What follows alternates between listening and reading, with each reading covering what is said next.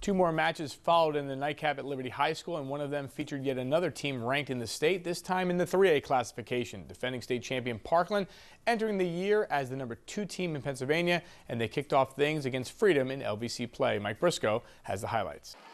A perfect 24-0 mark and a PIAA 3A title in the 2011 season earned the Parkland girls volleyball team the #2 ranking in the state this fall, and last night they had their first test of the season against Freedom. As expected, the Trojans jumped out to an early lead, and they did so behind senior setter Taylor Krause and PIAA tournament MVP Kelly Robertson, that kill making it 3-2 in the opening game. The girls in red and white also used defense to increase their margin, Morgan Rensheimer getting the block here to push the advantage to 3. And how about some quality serving to round out the attack? Defensive specialist Lindsay Iacobelli doing the honors with the knuckleball to make it a 9-point Parkland lead. Then back to Krause and Robertson, who connect for another big kill as they roll to a 25-16 opening game victory. Game 2, Krause distributing, setting for Alora Atia this time, and that's just mean. Her kill makes it 7-3 in favor of Parkland. And while that was effective, there's a reason Robertson will be playing at Penn State next year, and Krause knows that. Just lay it up there for her and let her drop the hammer, 15-9 after that. The Trojans then run off 7 more in a row, the last one coming from another outside hitter in junior Mary Zacher as she hits off the block, and they take game 2 25-13.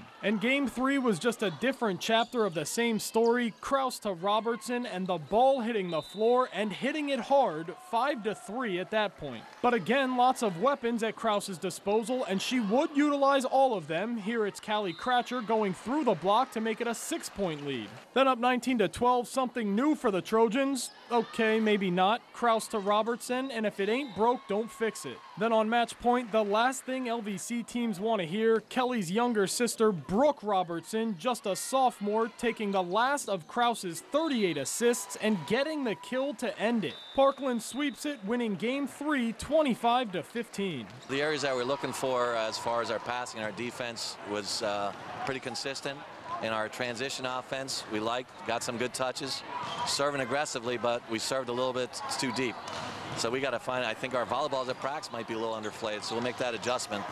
But chemistry-wise, the kids look together and played in a flow, which is good to start right now anyway. I think we can accomplish just as much as last year. It's just we have to have the same work ethic and go as hard as we did last year. I mean, we did lose a lot of great players, but we have a lot of great players coming up too, so it's all developmental. So I think that was a great start for us so far. It shows us what we really need to work on and what we're doing good with.